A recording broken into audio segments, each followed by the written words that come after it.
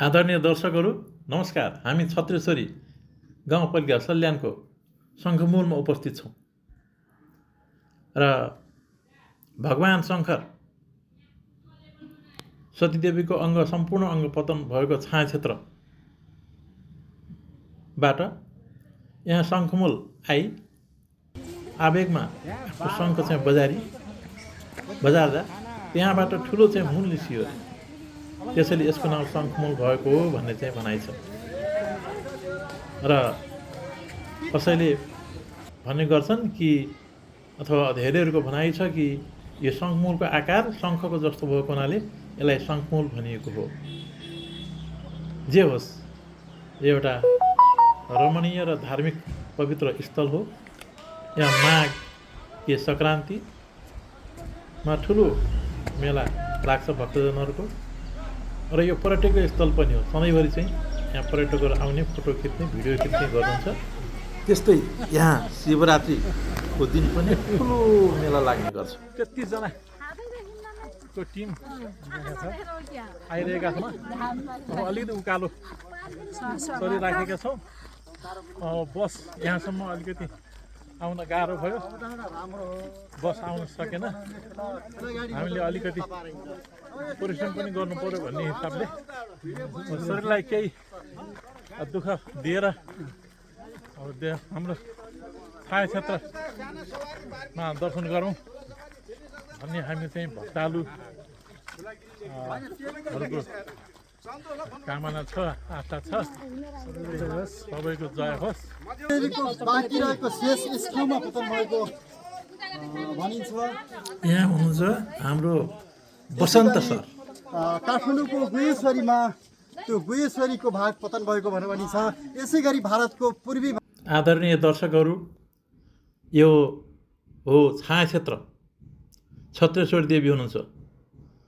सतीदेवीको सम्पूर्ण अङ्गहरू पतन भइसकेपछि भएको ठाउँ हो। यहाँ शिवरात्रिमा भव्य मेला लाग्छ। भक्तजनको ओहिरो थामिन सक्नुहुन्छ। धार्मिक स्थल हो, पर्यटकीय स्थल हो, सांस्कृतिक धरोहर हो। यो एउटा सल्यानवासीको मात्र होइन, सम्पूर्ण हिन्दू धर्मावलम्बीहरूको लागि एउटा दर्शन गर्नै पर्ने अपरिहार्य भएको धार्मिक स्थल हो।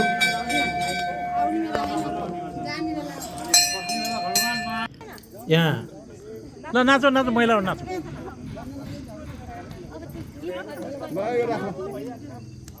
शिवजीले एउटा बाटुलो ढुङ्गा ल नाचौँ के लिएर त्यसलाई हेर्नुभयो।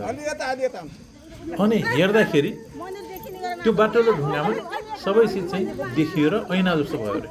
ल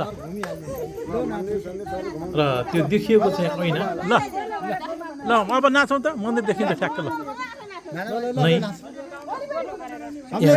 हामीले ताली लगाइदिन्छौँ। ल यो मन्दिरमा होइन, केही मन्दिरभन्दा उत्तरतिर अलिकति तल त्यो ऐना जस्तै हामी अब नयाँ क्षेत्रको होइन, अहिले हामी त्यतै चाहिँ देखिने जाँदैछौँ। यहाँबाट डडेलधुरा कि कहाँ देखिएको? यहाँबाट डडेलधुराको पनि देखियो भन्नुहुन्छ हाम्रो चाहिँ कर्मचारी, निवृत्त कर्मचारी जिल्ला कार्य समिति दाङका अध्यक्ष ध्रुव गौतमजीले। हामी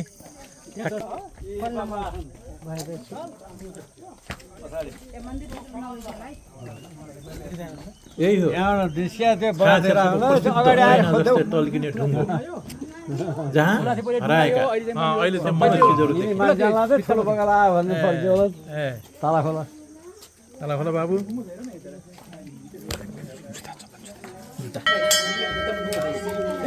ल छायाक्षेत्र, सल्यान जिल्लाको छायाक्षेत्रको प्रसिद्ध चाहिँ ढुङ्गा, जसमा हेरेपछि हराएको गोरु पनि भेटिने, कहाँ अनि चोरहरूले के सामान चोरेर लगेको छ त्यो पनि चाहिँ भेटिने। त्यसको लागि निकै फेमस र प्रसिद्ध चाहिँ ढुङ्गा हो नेपालमै पहिले। र अहिले पनि त्यो कहानी छ। र केही चिज हरायो भने यहाँ आएर हेर्ने गरिन्छ। यो छायाबाट देखिन्छ भनेर।